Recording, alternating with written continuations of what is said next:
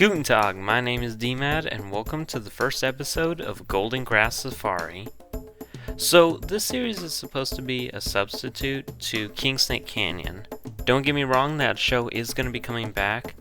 My problem is, as you've heard in previous episodes, is that I'm still waiting on the mods for the Amur Leopard and the Nubian Goat to update. So, the premise of this show is kind of the inverse. I plan on using few to not any mods if possible. At the very most, I may use ones that get updated first, but I don't think I'm gonna do that. I think I just want to stick with base game and all the DLCs for the content of this show.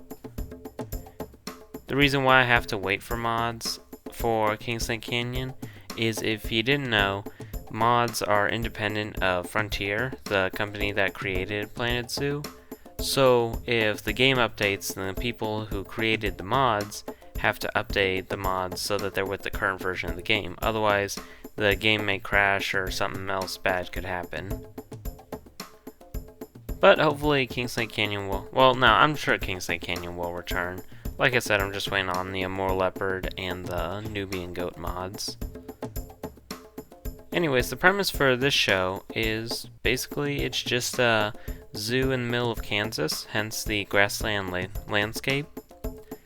And yeah, I hope to do a lot with the open fields, making safaris, making conservation like breeding areas and all that kind of stuff, and also kind of relating some of the ideas from Kansas zoos that I've been to. But anyways, what I'm doing here is I'm making the visitor center. Unlike the one in Kingsnake Canyon, this one is more of an all-in-one. It'll have the staff areas in the back, it has exhibits, it has food, gift shop, no gift shop. It does have food, information, and restrooms. I was having a little trouble with the flooring, so... But yeah, once I eventually figured it out, then I just added a floor on the bottom as a separate structure than all the walls and facilities. So that way you can cover it all up. So, get all that? Or wait, no, I wanted it to match the pathway, because I like that design. But there. And of course we also have the concrete kind of in the back of the employee section. And there's not much else to talk about for this portion. I just added the rooftop, or the ceiling, and then I added the rooftop. One thing that I've kind of noticed from my visits to Tanganyika Wildlife Park is that with their buildings they actually have the same color scheme. Like, they'll have a green roof, and I can't remember what color their buildings are, but I want to kind of do that with Golden Grass Safari, using the golden tiles that you see up there as kind of like symbolizing golden grass. Finishing up the roof. And also in this episode we will be making our first habitat, so stay tuned for that.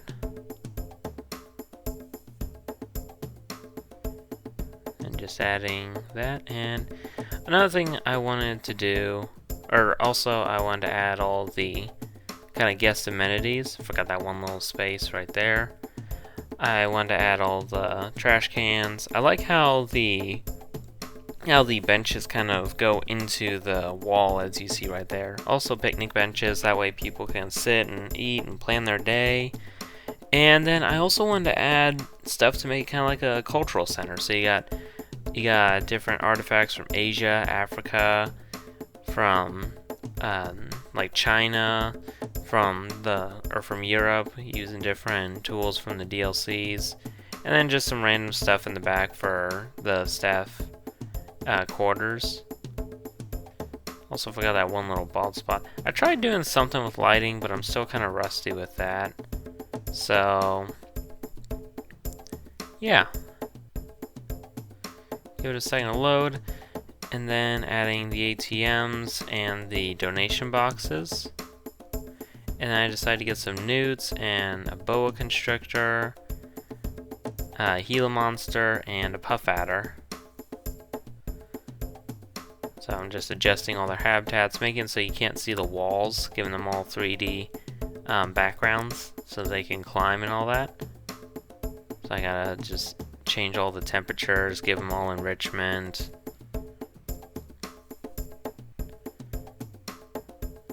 And yeah, there we go. Kinda had some trouble with the path, on the, in the building. So now we're just hiring all staff. We got guests coming through, and now we can start on the first big habitat. This I wanted to call the Court of the Kangaroo, kind of like a king's court. So it's going to be a large walk-through kangaroo habitat, but it's also going to have at least 2 integrated habitats into it. We'll have koalas and saltwater crocodiles. So we're going to have 2 koala habitats, because one is going to be for breeding, and the other I was just going to cohab females, so we can rotate the females out whenever we want to do breeding. So just going to add a regular chain link fence. Like I said, it is going to be a walkthrough area, so you'll get to experience all of the kangaroos. And this is kind of taking from an idea that the Kansas City Zoo does, where they have their walkthrough habitat, but you can also see dingoes, wallabies, tree kangaroo, and emus.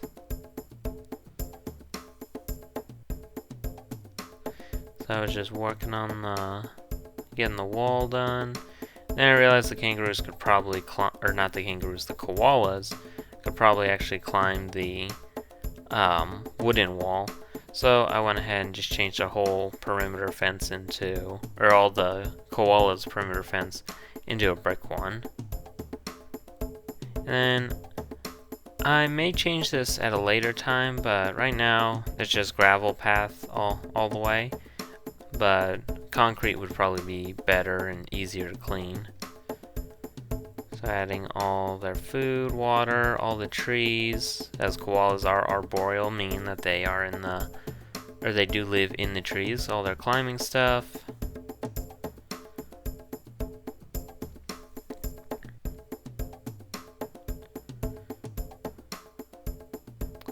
And then, yeah. Now we start working on the saltwater crocodile habitat. What I wanted for this is I wanted it to be kind of like those alligators or Nile crocodile areas that you see where they have a bunch of females and the one big male.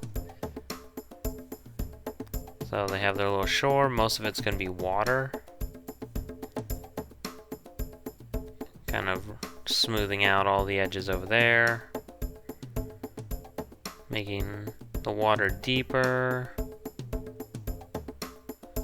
And there. So yeah. So with this, you'll be able to look down on the crocodiles, but I have a special plan of what I want to do for their viewing so the kangaroos don't get in. We'll get to that here in a bit. So we're just adding all the food, the water, food. We're going to give them a dock and all their enrichment, a mud wallow. And then because we need power over here and the water treatment, put that right there over in the back so guests won't be able to see it. Right here I had a little bit of trouble with the perimeter fence just because it was kind of messing up since I had the habitats built into one habitat, so we'll fix that here in a bit.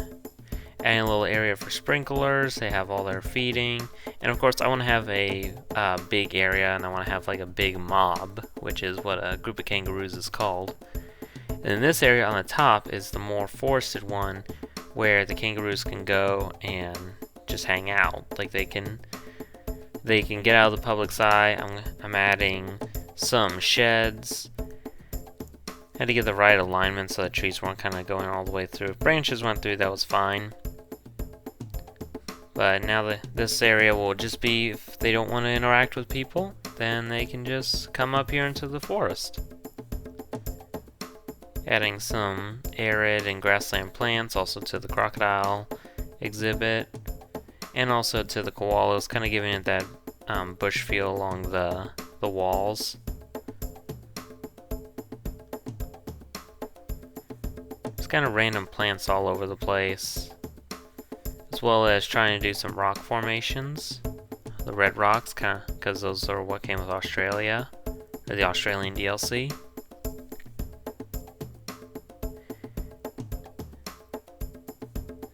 And then also kind of blending the different rock colors, so or just so that it gets a bit of variation. So in this area right here, I'm actually building, this is actually my largest rock structure that I've ever made, I think. Yeah, this is my most complex one. So it's a cave that you can go in and you can look down and you can see all the crocodiles. Now, I want to build it because the kangaroos probably won't want to go into the cave, so that'll keep them out of the view of the crocodiles. So, this was pretty tedious, just kind of making so that everything's not,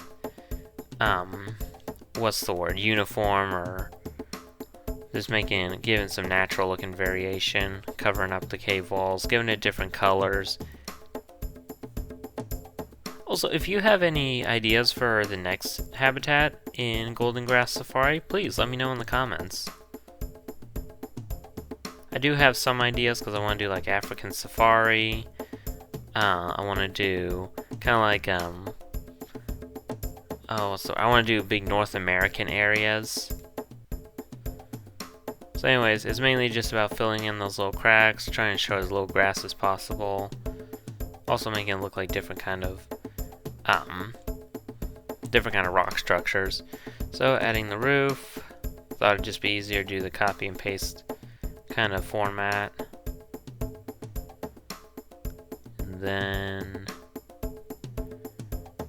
yeah, adding the walls of the cave, and also making it so you can't see any concrete.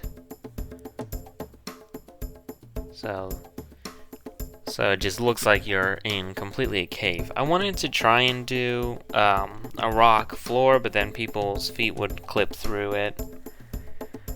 So yeah, so that didn't happen. But I think that the gravel looks pretty fine. Just adding all that. But I will add some kind of rocks in there to make it look like benches. I do add some regular benches later on, so just add some more to the top of it. That way it looks more natural or more different.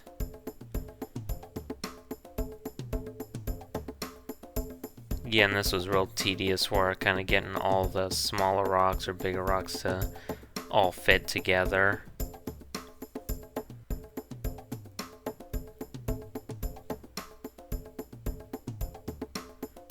And yeah, add these little rocks here, kind of make it look like rock benches. Fill in all these little cracks. And then of course we gotta add the trash cans so that people don't litter and the kangaroos don't eat that. Add some trash cans, I think are kind of cool, they integrate into the rocks. Then there, adding some more benches, some on the outside, some on the inside of the cave that also kind of integrate into the rocks. Adding some trees around the side so that people can be in the shade. All these, of course, are Australian trees. So now we're getting all our kangaroos. We got our koalas. Mainly getting females. I think we did get a couple males.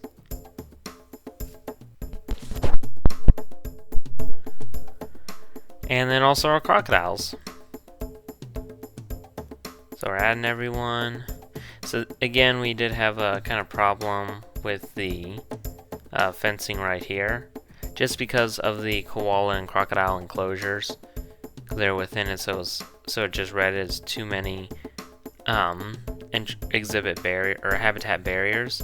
So what I did is I just cut them off from the main habitat so that only keepers will be able to go in there, since it's a keeper path. So now we get the whole mob. We'll bring them on in, and here they come. First animal, we got our koalas. So I believe, yeah, this area, or one of these habitats is going to be for all females, and then one will be for male and female. And then we'll just rotate out the females. Here's all the crocodiles. We have our big male. Also, if you have any names for the crocodiles, koalas, or kangaroos, again, put it in the comments.